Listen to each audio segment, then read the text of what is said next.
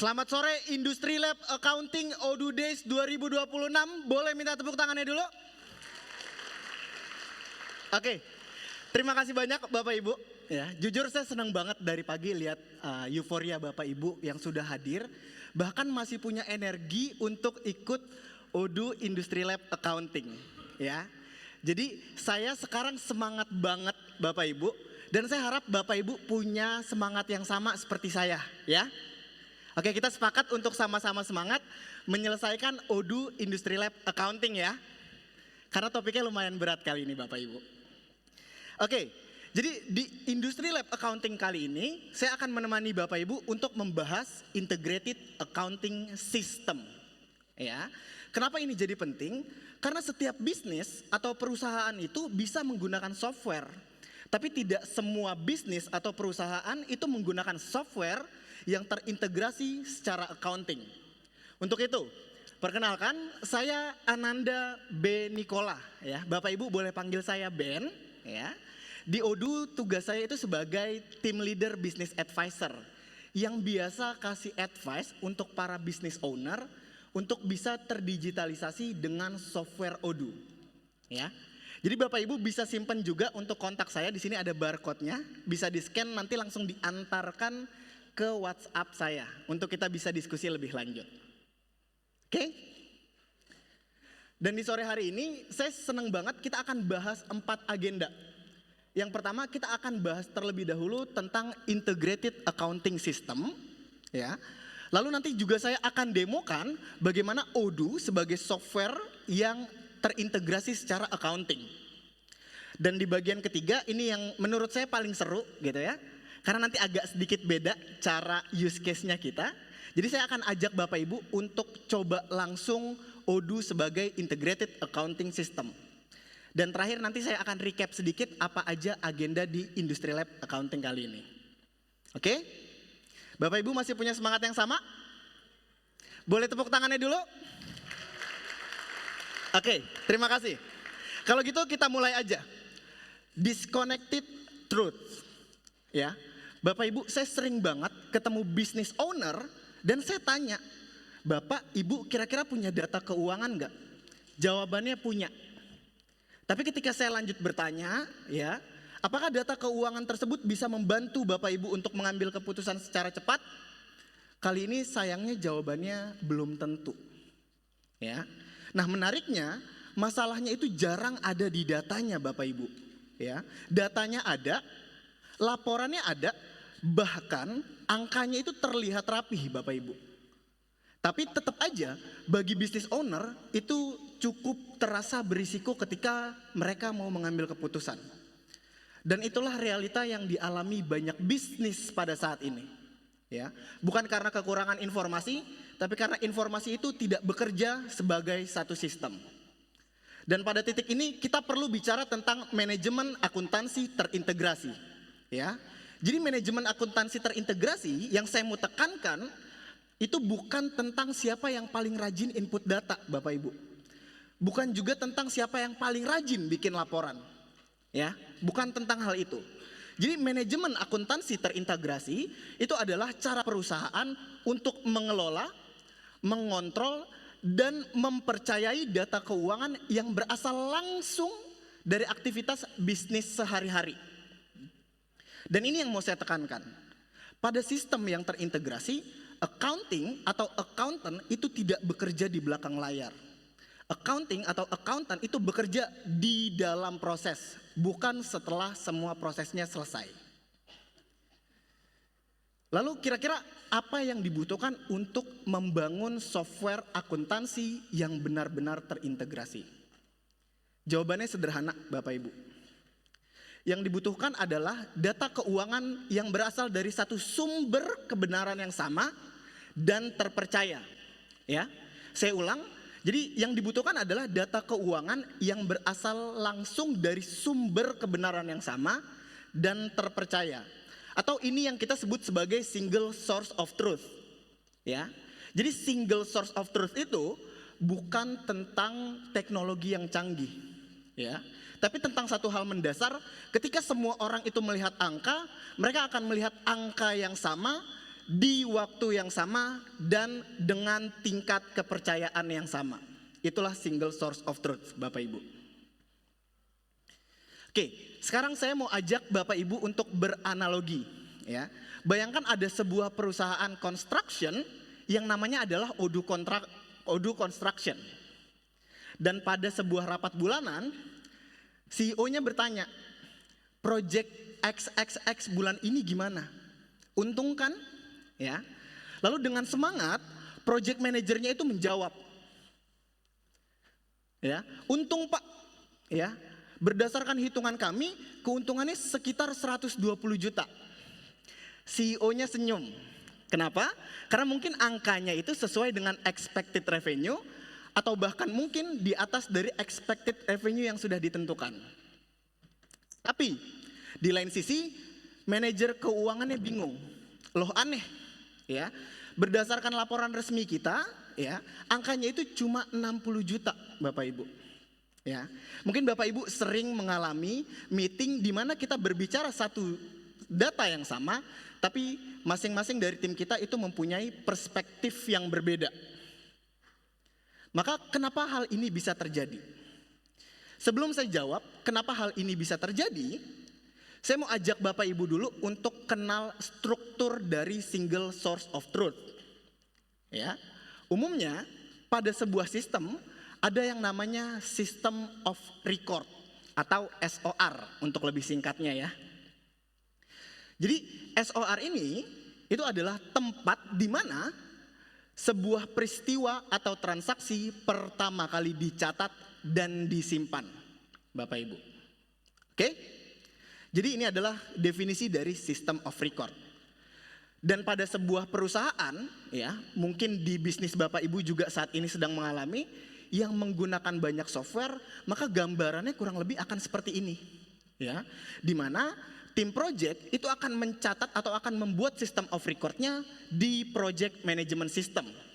Tim sales, mereka membuat system of record-nya di CRM. Begitu juga untuk HR di HRIS dan finance and accounting itu di accounting system, Bapak Ibu. Jadi, single source of truth itu adalah kumpulan dari beberapa system of record yang terkumpul dalam satu tempat. Atau simpelnya, ya, single source of truth itu layaknya sebuah dashboard, ya, yang berisikan kumpulan dari masing-masing system of record. Saya kasih gambaran yang lebih teknis, Bapak Ibu, ya. Jadi ini gambaran lebih teknisnya. Di sini akan ada dokumen invoice, dokumen vendor bill, payroll, expense, atau mungkin di perusahaan Bapak Ibu ada dokumen-dokumen lainnya. Dokumen inilah yang disebut sebagai system of record. Masing-masing dari dokumen ini itu penting, tapi belum bisa dijadikan dasar keputusan bisnis, Bapak Ibu. Kenapa? Karena datanya masih terpisah-pisah, belum divalidasi dalam satu konteks keuangan yang sama. Maka disinilah peran manajemen akuntansi terintegrasi. Jadi semua transaksi operasional itu akan mengalir ke dalam satu proses yang sama, ya, ke dalam satu proses akuntansi yang sama, yang mana di dalamnya itu sudah ada proses kontrol, proses validasi, dan juga proses klarifikasi. Barulah di bagian ini kita bisa mendapatkan angka yang bisa dipercaya, ya. Jadi single source of truth itu bukan tentang satu laporan, Bapak Ibu, tapi tentang satu sistem yang dapat dipercaya oleh semua pihak. Karena saya percaya kalau prosesnya satu, maka kebenarannya juga satu, Bapak Ibu. Oke, Bapak Ibu sepakat? Saya mau cek semangatnya, Bapak Ibu sepakat? Oke, terima kasih semuanya. Oke, sekarang saya mau balik lagi ke case-nya Odu Construction tadi, di mana manajer keuangan dan manajer project-nya itu punya perspektif yang berbeda. Ya. Jadi, mari kita lihat kenapa situasi ini bisa terjadi. Ya. Manajer project itu tidak salah, Bapak Ibu, karena manajer project itu melihat transaksi berdasarkan aktivitas yang ada di lapangan. Lalu apakah dengan hal ini artinya manajer keuangan itu salah? Jawabannya tidak juga. Kenapa? Karena manajer keuangan itu melihat laporan berdasarkan dokumen yang sudah terkonfirmasi. Jadi masalahnya itu bukan ada di niat, tapi masalahnya adalah di cara data itu dikumpulkan, Bapak Ibu. Semua orang itu akan bekerja dengan data yang benar, tapi di sistem yang berbeda dan dengan waktu yang berbeda. Dan inilah kenapa masalahnya muncul, ya. Jadi intinya semua orang itu akan melaporkan kebenaran, tapi dengan versi data yang berbeda. Dan hal ini yang paling ingin kita cegah sekarang dengan single source of truth. Oke? Nah, kalau kita sudah sepakat bahwa single source of truth itu sebagai tujuan, maka selanjutnya kira-kira bagaimana untuk kita bisa mencapainya? Untuk bisa melakukan hal ini, maka perbaikan yang kita lakukan itu harus secara struktural, Bapak Ibu. Kita harus mulai dari system of record-nya itu sendiri, ya. Jadi setiap pencatatan system of record itu yang pertama harus punya kredibilitas dan data dari setiap masing-masing SOR, ya. Lalu yang kedua, minim kesalahan penginputan. Yang ketiga, data traceability yang jelas, ya. Jadi ketika kita sudah punya ketiga kriteria ini untuk setiap penginputan system of record, maka pertanyaan selanjutnya kira-kira sistem seperti apa yang bisa atau yang mampu memenuhi ketiga kriteria ini. Oke, sekarang kita rumuskan sama-sama. Jadi untuk bisa mencapai ketiga kriteria ini, maka sistem itu harus mampu, yang pertama adalah melakukan automated journaling. Ya. Lalu yang kedua, accounting governance and data traceability. Dan yang ketiga, itu adalah data driven reporting. Ya. Jadi untuk sistem mampu menjadi single source of truth, Bapak Ibu harus ingat ketiga inilah syaratnya. Automated journaling, accounting governance and data traceability, dan yang terakhir data driven reporting. Ya. Dan sekarang di sesi ini kita akan bedah masing-masing poin atau masing-masing syarat ini. Saya mulai dari automated journaling.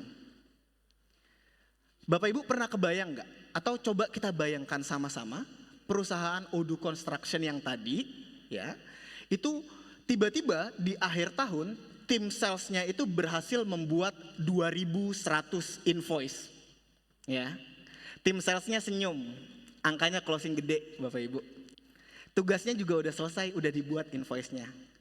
Tapi di saat yang bersamaan, tim accounting itu pekerjaannya baru dimulai. Ya. Kenapa? Karena dari 2.100 invoice itu, tim accounting harus melakukan pengecekan satu persatu. Setelah proses pengecekan, tim accounting akan melakukan penjurnalan satu persatu, ya, secara manual. Belum lagi kalau ada update pembayaran atau bahkan mungkin misalnya invoice-nya cancel atau bahkan mungkin perlu direvisi. Kira-kira berapa banyak pekerjaan accounting di dunia ini, ya? Itu baru dari satu transaksi penjualan, Bapak Ibu. Kita belum bicara pembelian, kita belum bicara reimbursement, ya. Reimbursement biasanya nilainya kecil tapi nagihnya sering. Ya, beda sama penjualan nih, benar ya Ibu? Oke, jadi ketika kasusnya seperti itu, maka permasalahannya itu bukan ada di volume transaksinya. Mana mungkin kita menyalahkan sebuah perusahaan atas dasar volume transaksinya. Yang salah adalah cara jurnal itu dibuat. Maka dengan hal ini, automated journaling itu bisa sangat membantu. Karena apa? Karena entry data yang sebelumnya dilakukan secara manual bisa kita lakukan secara otomatis dengan logika sistem. Ya. Kita juga bisa bekerja dengan predefined rules, di mana semua aturan kita tentukan sejak awal, Bapak Ibu.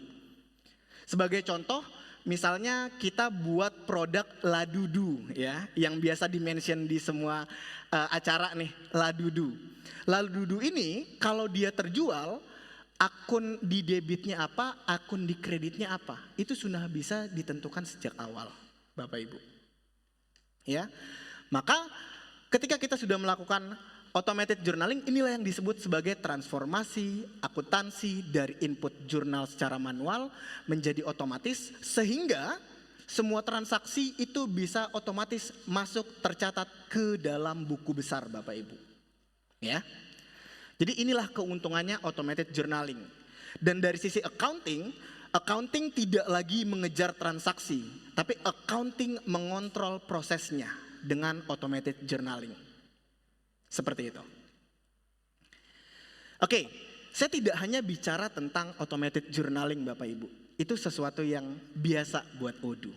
Tapi di versi Odoo 19, hal yang tidak biasa yang selalu di-mention di setiap acara yaitu AI. Ya. Sekarang dari feature AI ini kira-kira bagaimana kita bisa manfaatkan fiturnya untuk kebutuhan manajemen akuntansi yang terintegrasi? Jawabannya sederhana Bapak Ibu. Dan saya rasa setelah saya pilih-pilih jawaban yang paling saya suka ini. Karena ternyata ini yang paling membantu. Yaitu OCR atau Optical Character Recognition.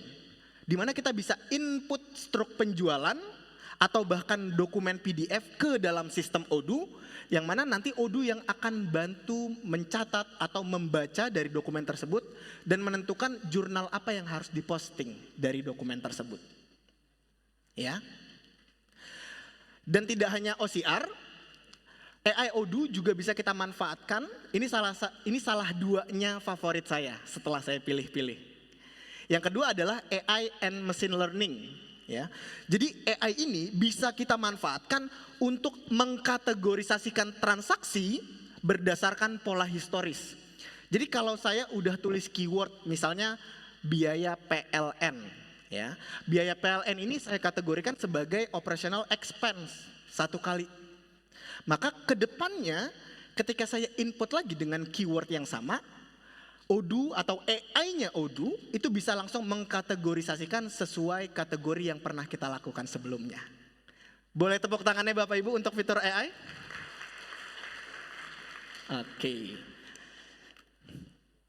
Oke, sekarang saya sebelum bahas syarat lebih lanjut ya, karena ini udah sore, rasanya terlalu berat. Saya kasih ice breaking sedikit.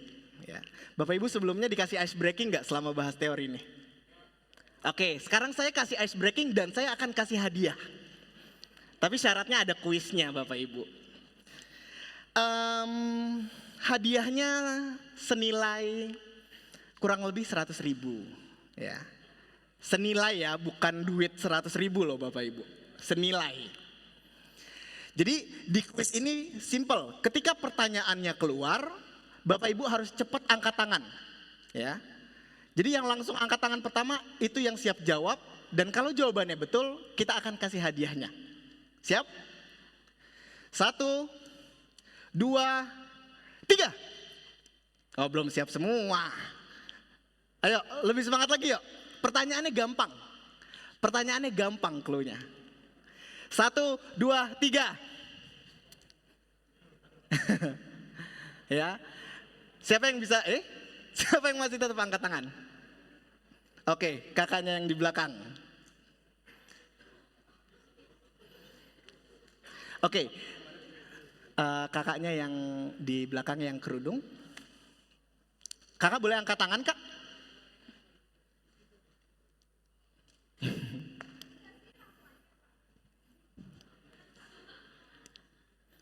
Oke, ini sedikit menarik. Kakaknya itu angkat tangannya nggak pertama, tapi dia paling konsisten untuk tetap tangannya di atas. Ya. Kalau misalkan periodik itu stock of name-nya diceknya setiap akhir bulan. Kalau perpetual itu setiap ada transaksi baru dicatatnya secara real time. Seperti itu kurang lebih. Oke, dengan kakak siapa namanya? Elia. Kak Elia. Boleh diulang sekali lagi jawabannya? Kalau perpetual itu stock of name-nya itu dihitung setiap ada transaksi stoknya. Tercatatnya setiap ada transaksi. Kalau misalkan periodik itu setiap akhir bulan stock of name. Bapak Ibu yang accountant, kira-kira benar nggak jawabannya? Benar nggak? Ada yang mau nyempurnain lagi nggak jawabannya? Oke, kita coba dulu kasih kesempatan untuk menyempurnakan jawaban.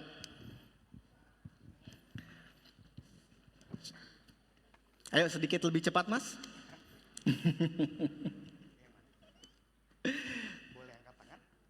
Oke, boleh dikenalin dulu kak namanya baru dijawab pertanyaannya.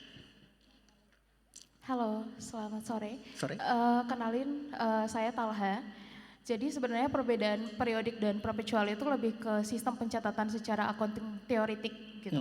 Nah, kalau periodik itu adalah pencatatan secara fisik. Jadi pencatatannya itu adalah pengakuan secara persediaan.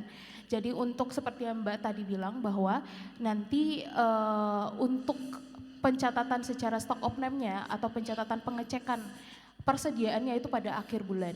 Sedangkan perpetualnya itu secara pencatatan itu langsung diakui secara persediaan dan HPP-nya itu pun harus diakui di saat bersamaan juga.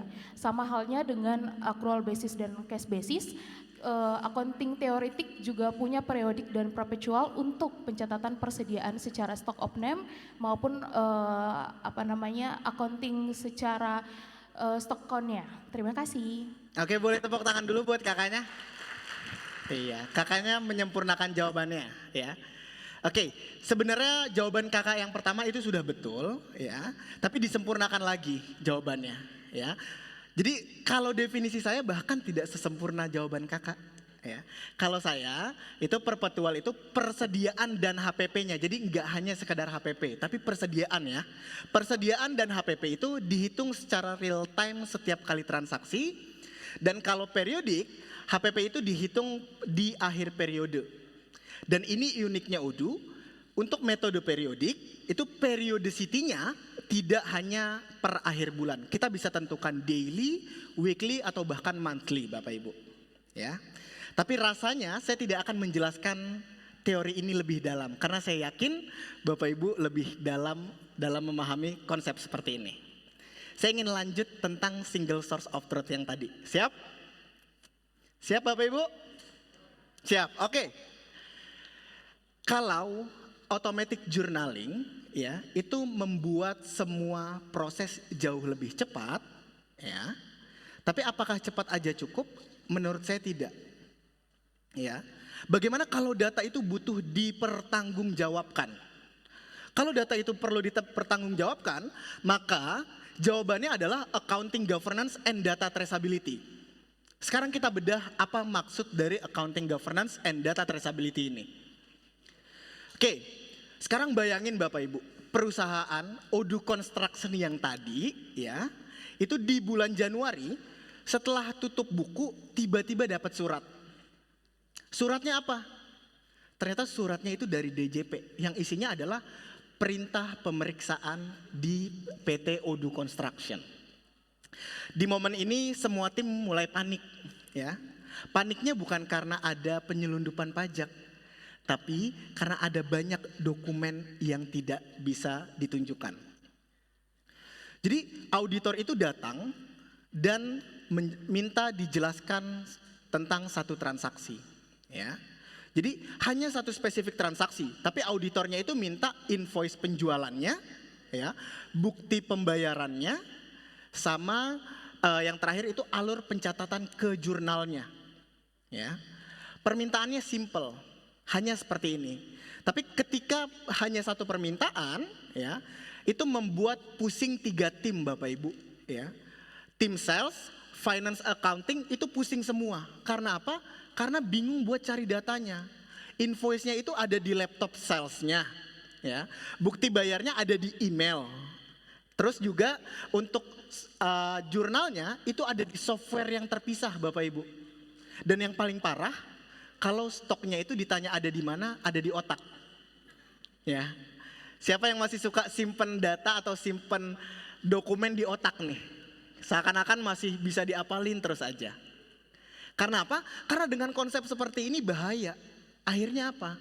Akhirnya finance-nya bingung, angkanya nggak nyambung Bapak Ibu. Ya, kenapa? Karena ternyata angka di invoice dan angka yang ada di jurnal itu berbeda. Karena ada satu diskon yang diubah secara manual. Ya, jadi diskon ini diubah secara manual tanpa diketahui siapa yang ubah, kapan diubah, dan berdasarkan approval siapa ini diubah. Ya, ini itu bukan kesalahan orang Bapak Ibu. Kalau ada case seperti ini di perusahaan Bapak Ibu, ini bukan kesalahan orang, tapi ini adalah kesalahan accounting governance and traceability di perusahaan Bapak Ibu. Ya. Jadi accounting governance itu adalah pondasi akuntabilitas. Maka sebuah software ketika dia mau menjadi accounting governance, dia bukan hanya sekedar software Bapak Ibu. Tapi ini tentang aturan main. Di mana aturan mainnya itu meliputi SOP, control, approval, dan audit trail. Ya. Jadi tujuan dari adanya SOP, control, approval, dan audit trail ini itu bukan untuk mempersulit perusahaan, tapi untuk melindungi semua orang, Bapak Ibu. Ya. Jadi jangan pernah anggap hal-hal seperti ini itu yang meribetkan, tapi ini justru yang menyelamatkan, Bapak Ibu. Oke, sekarang contoh nyatanya, ini yang paling sering terjadi di klien-klien saya sebelumnya. Jadi contoh nyatanya misalnya kita buka SOP approval discount. Ya. Jadi bayangkan kalau produknya itu dijual dengan diskon di bawah dari 10%, maka tim salesnya itu bisa langsung berikan diskon atau punya otoritas langsung untuk menjual. Tapi ketika diskonnya itu menyentuh angka 10%, ya, maka di sini sudah harus melibatkan approval dari manajer salesnya. Lalu kalau angka diskonnya sudah menyentuh 20%, yang dilibatkan kali ini sudah harus manajer finance atau bahkan mungkin direkturnya. Dan di sini Bapak Ibu yang saya mau tekankan, ini bukan kita karena tidak percaya dengan salesnya, tapi agar setiap keputusan itu punya jejak, Bapak Ibu. Ya. Jadi kontrol itu bukan untuk memperlambat ya. Sekali lagi ini saya tekankan, kontrol itu ada untuk melindungi dan agar setiap prosesnya punya jejak. Dan selanjutnya apa itu traceability? Ya, jadi sebenarnya simpelnya traceability itu adalah kemampuan kita untuk bisa menjawab pertanyaan secara sederhana. Jadi kalau ditanya sama auditor, ini angkanya datang dari mana? Maka setiap sistem itu angkanya itu harus bisa dilacak ke transaksi awalnya, Bapak Ibu. Lalu kita juga bisa lihat histori perubahannya. Kalau ada perubahan, siapa yang ubah? Ini harus bisa. Lalu dijelaskan secara logis ke auditor. Ya. Jadi accounting governance itu membuat data bukan cuma ada, Bapak Ibu, tapi datanya bisa dipercaya. Lalu gimana kalau tetap ada salah input? Nah, ini yang saya mau tekankan. Ketika Bapak Ibu menggunakan software, ya, software itu tidak menghilangkan kesalahan, tapi mencatatnya. Ya. Kapan diubahnya, sebelum dan sesudahnya, oleh siapa, itu adalah tugas software untuk mencatatnya. Dan percayalah ketika semua ini bisa tercatat atau bisa ditrace, ini akan mengubah semuanya Bapak Ibu. Antar tim Bapak Ibu tidak akan lagi saling menyalahkan. Karena apa? Karena datanya mudah buat diklarifikasi. Kalau auditor datang kayak tadi, auditornya juga bisa langsung percaya. Karena apa? Karena bisa ditrace semuanya. Dan kita tahu siapa yang melakukan approval, jabatannya apa. Ya, kurang lebih seperti itu. Jadi accounting governance ya, itu bisa membantu Bapak Ibu untuk menyelesaikan berbagai masalah konflik interest. Dan kalau kita sudah bicara tentang proses, tentang kontrol, tentang traceability, kita sampai di akhir, yaitu tentang data driven reporting. Di bagian data driven reporting ini, pertanyaan saya sama ke Bapak Ibu, sama seperti ke owner bisnis lainnya. Pertanyaan saya, seberapa lama dan seberapa melelahkan Bapak Ibu untuk dapat data sebelum mengambil keputusan? Karena apa? Karena dengan manual proses, saya yakin itu sangat lama dan sangat melelahkan.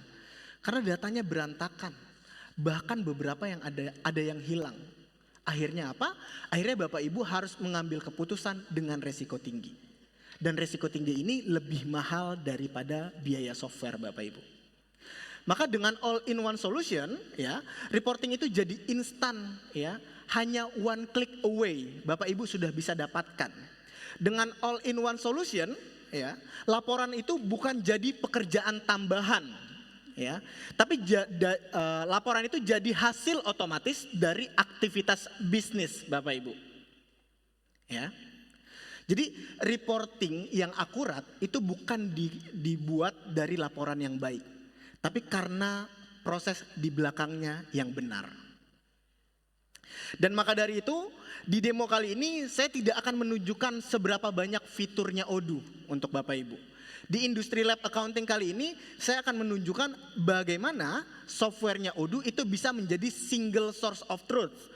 Ya, bagaimana softwarenya Odoo bisa melakukan automated journaling, accounting governance, data traceability, dan yang terakhir data driven reporting. Ya, jadi bear with me, Bapak Ibu. Kali ini demonya agak sedikit beda. Kita mau buktikan semua yang tadi. Oke? Oke, jadi di demo kali ini agak sedikit unik Bapak Ibu. Karena apa? Karena kita akan melihat satu proses yang sama, tapi dengan dua perspektif yang berbeda. Jadi proses pembeliannya proses sama, tapi dengan perspektif orang purchasing dan perspektif orang accounting. Caranya gimana? Caranya gini, kalau Bapak Ibu lihat database yang temanya light, ya, ini database-nya orang accounting.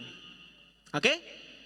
Kalau kita ganti ke database yang temanya dark, maka ini adalah database-nya orang operasional. Sepakat Bapak Ibu? Oke, saya mau tes dulu. Kalau yang warnanya light ini database-nya siapa? Oke. Kalau yang dark, orang operasional. Orang accounting-nya saya, orang operasionalnya itu rekan saya J yang ada di sana. Ya. Kita akan lihat bagaimana koordinasi antara J dan saya selama bekerja di perusahaan Odoo Pop.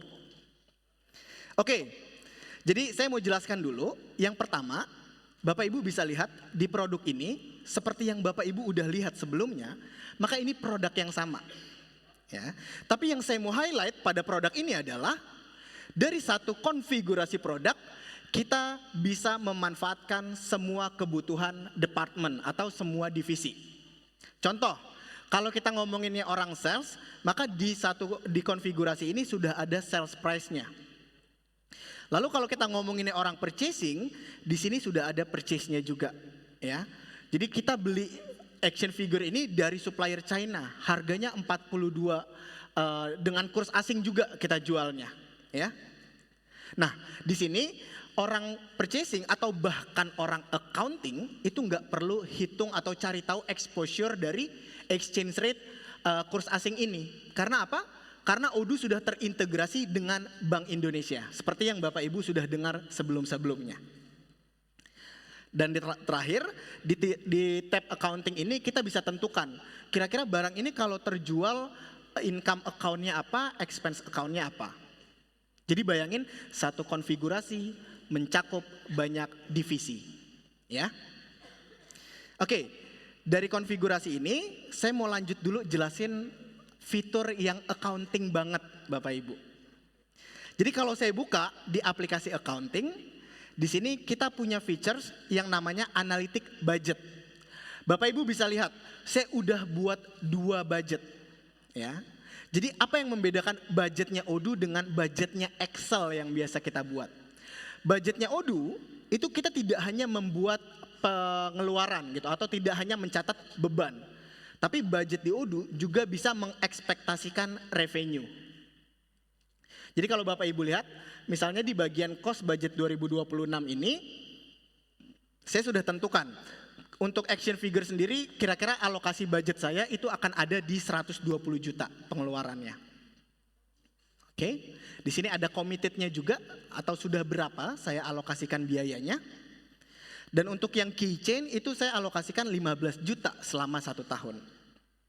Terus ada sedikit budget yang nggak berkaitan dengan produk yaitu tim operasional, ya, reimburse-nya mereka, transportnya mereka itu saya alokasikan 50 juta dalam 1 tahun. Jadi Bapak Ibu bisa buat budget seperti ini. Tidak hanya pengeluaran, tapi saya juga udah set budget untuk pendapatan. Dari pengeluaran yang saya set tadi, maka saya alokasikan revenue saya dari action figure itu sebesar 300 juta. Dan dari keychain, karena memang tidak terlalu fast moving, jadi saya alokasikan hanya 60 juta. Sekarang kita lihat gimana proses ini berjalan, ya. Oke. Proses yang pertama akan dilakukan oleh J. Kita masuk ke database yang temanya gelap atau temanya dark, ya. Jadi di sini anggaplah J adalah tim purchasing yang ingin melakukan proses pembelian. Ya, Bapak Ibu kan udah nonton demo 2-3 kali. Kalau tim purchasing ini berarti masuknya dari apps apa? Purchase. Oke. Dari apps purchase. Jadi anggapnya J itu masuk. Jadi J bisa langsung klik new aja, tentukan suppliernya, ya. Lalu saya masukkan produknya. Misalnya figur yang green sama figur yang warna purple. Masing-masing kita beli 48 unit. Oke. Harganya sudah otomatis terkalkulasi, ya. Jadi ini saya agak sedikit, oke, sudah sesuai. Jadi di sini kelihatan ya, ada yang namanya analytic distribution. Ini yang saya mention tadi. Odoo itu langsung bisa membaca berdasarkan pola historis. Pokoknya kalau saya beli figur green, di sini ada analytic distribution yang terisi dengan nama figur. Gitu. Ya. Lalu di perusahaan Odoo Pop ini, pokoknya kalau Bapak Ibu lihat, ya, kita tuh punya aturan kalau purchasingnya lebih dari 5 juta harus di-approve oleh saya sebagai accounting. J nggak boleh asal beli. Sedangkan di sini totalnya sudah jelas ya, 9,8 juta. Maka ketika J ingin membuat purchase order, itu harus berdasarkan approval saya. Caranya gimana? Caranya di sini J bisa langsung klik confirm order aja, ya, kalau memang sudah sesuai dengan kebutuhan. Maka dokumen purchase order ini, kalau saya yakin dari tadi Bapak Ibu belum melihat. Karena kali ini dokumen purchase ordernya kalau diklik confirm, dia berubah menjadi to approve. Inilah yang disebut dengan accounting governance Bapak Ibu. Ya. Jadi J nggak bisa asal buat PO, harus ada proses approvalnya. Lalu tinggal dari sisi saya sebagai accounting, itu tinggal melihat. Di sini ya sudah kelihatan ada satu dokumen purchase order yang dibuat oleh J, ya, statusnya to approve. Ketika saya buka, ya, maka akan ada button approve order. Jadi sampai sespesifik itu. Beda akun, maka bisa jadi beda button juga yang dilihat. J nggak akan lihat button approve order, tapi saya memungkinkan untuk lihat button approve order ini. Oke? Kalau gitu saya klik approve aja karena memang ini sudah sesuai, ya. Maka ketika saya klik approve, di sini statusnya berubah menjadi purchase order. Seperti itu. Oke? Saya kembali lagi ke J, ya. Anggapannya dari sisi J ini karena ini statusnya sudah purchase order, kita akan kirim ke supplier, ya. Lalu ketika proses penerimaan terjadi, J bisa langsung melakukan penerimaan. Ya. Di sini misalnya J harus melakukan quality check, kita bisa langsung pass aja, ya. Lalu saya klik validate. Maka anggapannya barangnya sudah diterima. Nah pertanyaannya, apakah di Odoo untuk accounting governance and data traceability itu hanya sekedar approve dan non-approve aja? Jawabannya enggak Bapak Ibu. Bapak Ibu bisa lihat sekarang, ya, kalau saya pindah dari perspektif accounting, di sini yang warna putih ya, ketika saya refresh, saya tahu bahwa update dari purchase order ini itu sudah dilakukan penerimaan barangnya. Di sini karena J juga yang melakukan penerimaan, ya. Jadi kelihatan J yang melakukan penerimaan sebanyak 48 unit.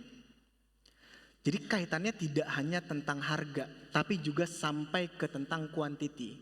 Karena apa?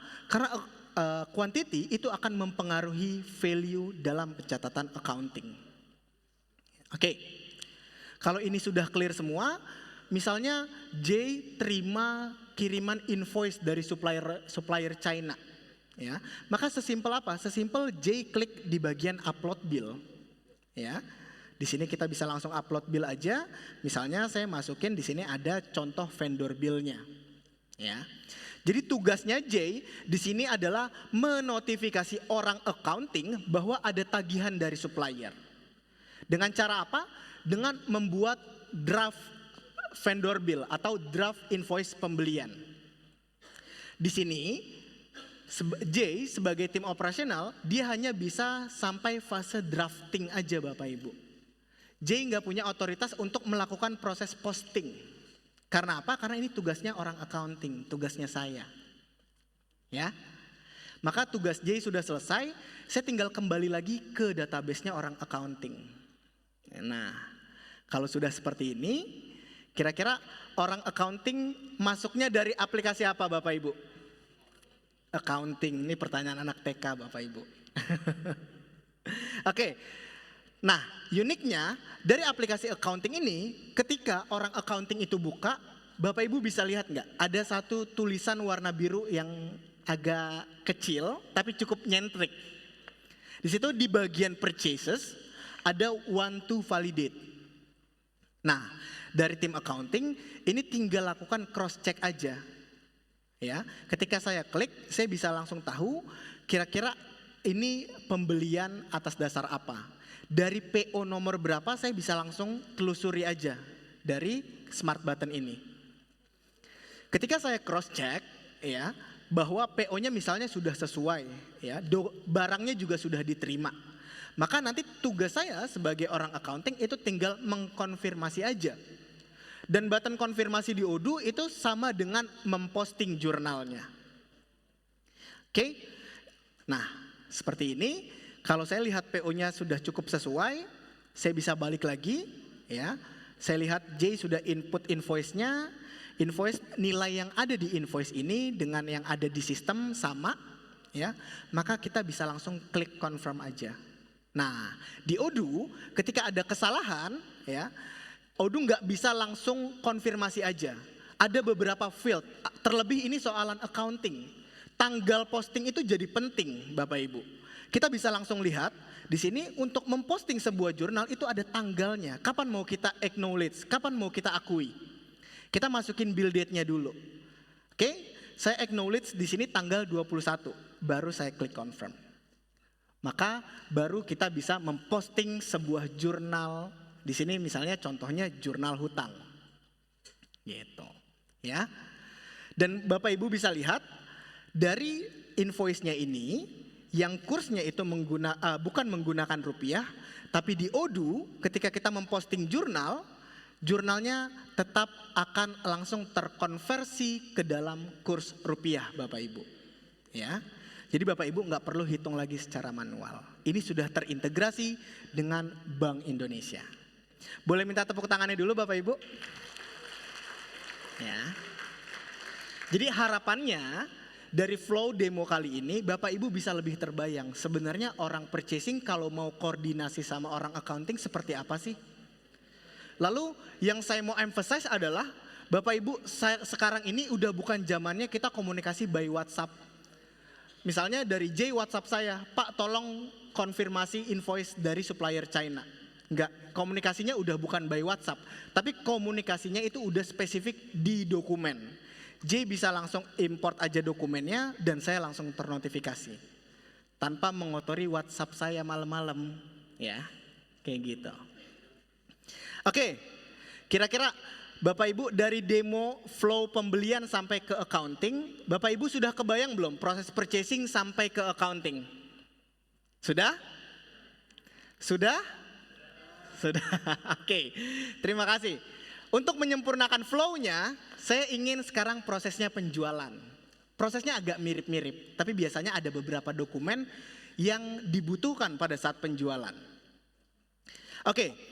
Kali ini J itu akan bertindak sebagai orang sales, di mana aplikasi yang dimasukin itu adalah aplikasi sales. Di sini saya agak sedikit cepat aja, ya. Saya bisa langsung klik new, saya input nama customernya, saya input misalnya di sini customernya saya masukinnya customer B. Terus produknya saya masukin yang figure green sama figure purple. Ya, masing-masing misalnya 12 unit. Oke, kali ini kalau untuk urusan penjualan kita nggak perlu ada approval. Namanya penjualan saya suka gitu, mau dikasih diskon, yang penting jangan sampai diskon 100% aja. Jadi nggak perlu ada approval. Nah, J bisa langsung klik confirm order aja. Nah, ketika kita J klik confirm order, nanti J juga bertanggung jawab untuk mengirimkan barangnya. Oke, sesimpel kita kirim barangnya, kita keluarkan barangnya dari gudang. Lalu sekarang ya, tugasnya J adalah membuat draft invoice ya. Kali ini draft invoice penjualan. Oke, J di sini buat draft invoice dan ternyata di sini sudah selesai ya. Prosesnya J itu sampai drafting invoice penjualan. Tinggal sekarang bolanya ada di saya sebagai accounting. Ya. Saya pindah ke database yang light tadi. Saya masuk ke aplikasi accounting. Di sini saya lihat, oh ada penjualan yang dilakukan oleh J. Dengan tanda apa? Want to validate. Saya buka di sini, ya. Lalu saya lihat invoice-nya, apakah sudah sesuai semua? Misalnya sudah sesuai. Lalu saya cek sales order-nya apakah sudah sesuai juga. Ketika saya mau memposting jurnal, ya, saya mau klik confirm, saya teringat satu hal. Kali ini saya pakai software Odoo yang sudah terintegrasi dengan Cortex, Bapak Ibu. Jadi saya harus keluarkan e-fakturnya. Ya. Nah, dari sini kami punya ketentuan di Odoo Pop bahwa setiap data customer itu harus di-input NPWP-nya supaya administrasi saya sebagai finance accounting itu lebih mudah. Saya cek di bagian customer B-nya, saya buka di sini, ternyata J itu belum ada input NPWP-nya dalam bentuk PDF ataupun dalam bentuk foto. J memang sudah isi kode NPWP-nya tapi belum beserta dengan dokumennya. Dan ini yang sering kali bikin saya marah dengan J. Atau pada real case-nya di Odoo, saya sering banget dimarahin sama accounting soalan ini Bapak Ibu. Ya, bener ya Vivian ya? Ya, ini rekan saya sebagai accounting. Ya, jadi ketentuannya adalah pokoknya setiap transaksi harus di-input NPWP-nya. Oke, kalau gitu gimana saya cara komunikasi J? Komunikasinya bisa langsung lewat log note aja di sini. Saya langsung mention J di sini. Oke, saya mau katakan ke J, saya tidak akan posting invoice ini sampai kamu attach NPWP customer. Ya. Siapa suruh tidak attach? Target berantakan. Nggak apa-apa Bapak Ibu, kasih pelajaran aja kalau orang salesnya malas secara administrasi. Ya. Log note. Minta J upload NPWP-nya. Ya. Dan dari sisi J biarkan dia merasa tertekan Bapak Ibu. Sehingga apa? Sehingga proses administrasinya selesai. Nah, nanti J sebagai tim sales, dia akan terima notifikasi melalui emailnya. Dan ketika dibuka, nanti J akan melihat seperti ini. Ya. Oh, sorry. Kita buka invoice-nya. Ya. Di sini. Oke. Ya. Accounting. Oh sorry, saya log note-nya di nama customer-nya. Ya, jadi J bisa langsung buka aja di sini. Ya, saya refresh dulu. J-nya takut Bapak Ibu. Ya, J-nya takut dimarahin oleh accounting. Sampai-sampai Odoo-nya J offline. Oke, Mas mungkin boleh dibantu untuk koneksinya. Oke, nah Bapak Ibu sambil menunggu ya sampai si J-nya kembali online ya, kira-kira Bapak Ibu kebayang nggak gimana cara komunikasi di Odoo antara accounting dan sales? Kebayang ya? Kebayang ya cara neken salesnya ya? Kebayang ya? Oke. Tapi jangan keras-keras Bapak Ibu ya, karena biasanya sales itu kan sumber revenue perusahaan. Sesekali aja kalau kelewatan ya. Oke? Sudah bisa? J? Oke. Harusnya J cepat. Oke, supaya nggak lama-lama, anggaplah misalnya dari saya sebagai tim accountingnya juga ingin juga bisa langsung input gitu, nggak harus menunggu J. Tapi ternyata saya sebagai orang accounting merasa bersalah, akhirnya nggak bisa juga database-nya. Jadi kita tunggu ya Bapak Ibu.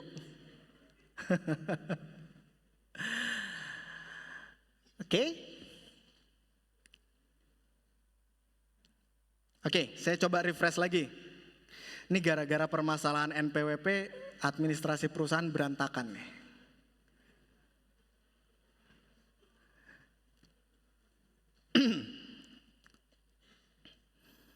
Mm, mm, mm, mm.